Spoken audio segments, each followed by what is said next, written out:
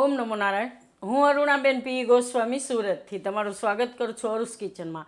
તો આજે આપણે બનાવશું કેરીવાળો શીરો. તો એના સારું આપણે આ 3 કેસર કેરીનો પલ્પ આ રીતે કાઢીને લીધો છે. તો 1 કપ ઉપર થોડોક છે. 1 કપ આપણે સૂજી લીધી છે અને પોણો કપ જેટલી ખાંડ. તો ખાંડ તમે તમારા ટેસ્ટના હિસાબે નાખી શકો. અને ઘી લીધું છે આપણે અડધો કપ, જેટલું જરૂર પડે એટલું ઘી આપણે વાપરશું. અને થોડોક ઓરેન્જ કલર, આ ઓપ્શનલ છે, તમારે નાખવો હોય તો નાખો, ન નાખવો હોય તોય ચાલે એમ. અને પાણી જોહે, બસ આટલી જ વસ્તુ આપણે જોઈએ. તમારે ફ્લેવર માટે બીજું કંઈ એલચી કે નાખવું હોય તો નાખી શકો, પણ કેરી છે એટલે બીજું કોઈ ફ્લેવરની જરૂર નથી. તો પહેલાં આપણે આને શેકી લેવું. તો આ એક કઢાઈ લીધી છે, ગેસ ચાલુ કરશું ને આમાં આપણે પહેલાં ઘી નાખીશું. તો આ રીતે પહેલાં 2-3 મોટી ચમચી ઘી નાખીશું. પછી જરૂર પડે તો આપણે એમાં બીજું ઘી નાખીશું. અને આમાં આપણે સૂજી નાખી દઈશું. આને આપણે ઘીમાં શેકવાની છે.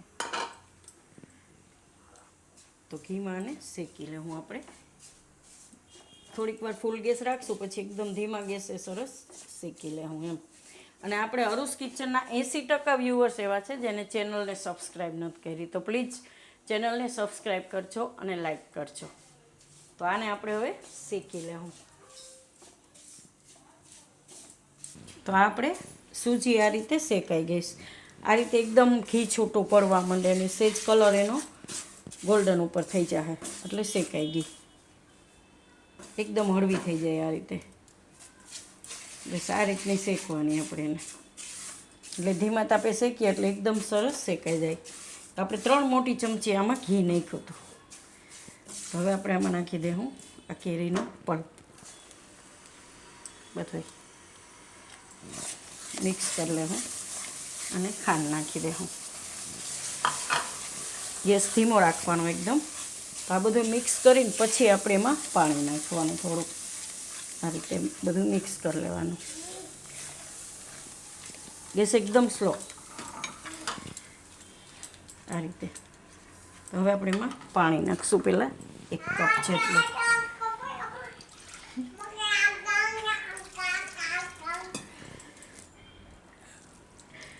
આ રીતે 1 કપ આપણે પાણી નાખ્યું. પછી બરાબર એકદમ હલાવી લેવાનું. આ રીતનું. તો થોડુંક પાણી હજી નાખીશું, કેમ કે સૂજી પાણી પીએ. સૂજી થોડીક જાડી હોય ને એટલે પાણી થોડુંક વધારે પીએ, એટલે અડધો કપ આપણે બીજું નાખીશું. આ રીતે. તો આ બધું પકાવી લેવું આપણે. જો તમારે આવો યલો કલર જ જોતો હોય તો તમે કલર ન નાખો તો હાલે, પણ આપણે થોડોક કલર નાખીશું કે થોડોક ઓરેન્જ ઉપર કલર આવે. 1 ચૂટકી જેટલો જ. આ ઓપ્શનલ છે. તો આ રીતનો ઓરેન્જ કલર આવશે આપણે કેરી જેવો, એકદમ પાકી કેરી જેવો.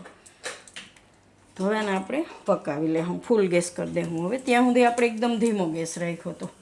તો હવે આને આપણે પકાવી લેવું. આને આપણે થોડાક ઢેફલા પાડશું. એટલે આ થાળીને આપણે ઘીથી ગ્રીસ કરી લીધું. પાકી જાય એટલે આપણે એને થાળીમાં નાખીશું. આને હવે પકાવી લેવું એકદમ સરસ ઘાટું શીરા જેવો થઈ જાય ત્યાં સુધી.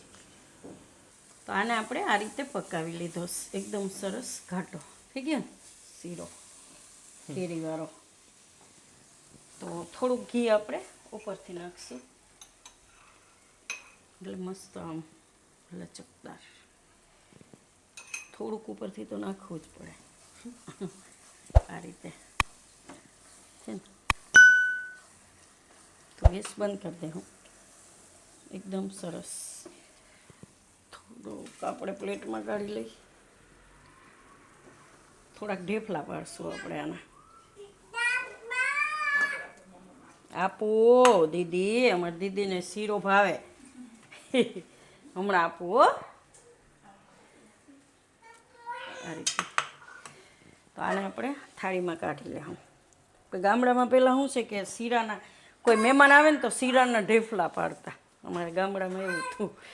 તો આ રીતે કરીને એને થાળીમાં ફેલાવી દેવાનું. પછી તમારે મનપસંદ થેપલા તમે પાડી શકો એમ. તો બધી બાજુ આ રીતે હરખુંથી ફેલાવી દેવાનું આ રીતના, એકદમ એક હરખું મસ્ત લાગે ટેસ્ટ. કેરીવાળો શીરો આપણે પેલા ઓરેન્જવાળો બનાવ્યો હતો, એ બહુ સરસ ટેસ્ટમાં એકદમ સરસ લાગે. તો કોઈ પણ અલગ અલગ ફ્લેવરમાં આપણે બનાવી શકીએ એમ. તો આને થોડીક વાર ઠંડુ કરીને આપણે એના ઢેફલા પાડશું. થોડુંક ઠંડુ થવા દે.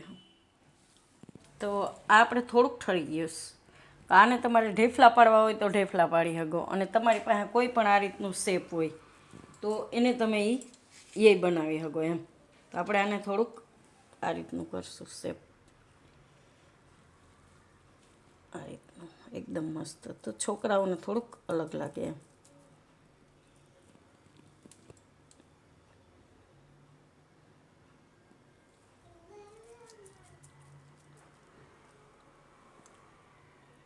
કોઈ પણ શેપમાં તમે બનાવી શકો, જે તમારી પાસે અવેલેબલ હોય એ. નહીં તો ગોળ કરવું હોય તો તમે વાટકીથી એ કરી શકો, આનાથી આપણે તમે કરી શકો આ રીતે. તો અલગ અલગ કરીએ તો આમ મજા આવે, છોકરાઓને ભાવે. તો આ રીતે આપણે બનાવી લેવું બધા શેપ, પછી કાઢી લેવું, ઇઝીથી નીકળી જાય એકદમ આરામથી. તો આપણે આ રીતે પાડી લીધા ઢેફલા, ને બીજા આપણે વધ્યું તો એનો સ્ક્વેર કરી લીધું. થોડુંક તો આપણે એમને કાઢ્યું તો ખાવા સારું થોડુંક ખાધું છે. તો આટલામાંથી ઘણું એમ કે 1 કપમાંથી આટલું બધું બન્યું છે એમ. 1 કપ સૂજી અને ખાંડ ને જી કેરી આપણે 3 લીધી હતી એ. તો તૈયાર છે આપણો કેરી અને સૂજીનો હલવો. તો જો તમને મારી આ રેસીપી પસંદ આવી હોય તેને લાઇક કરજો, શેર કરજો અને મારી ચેનલને સબસ્ક્રાઈબ કરજો, અને બેલ આઇકન દબાવવાનું ના ભૂલતા. કમેન્ટ કરીને કહેજો કે તમને કેવો લાગ્યો આ કેરી અને સૂજીનો હલવો કે શીરો.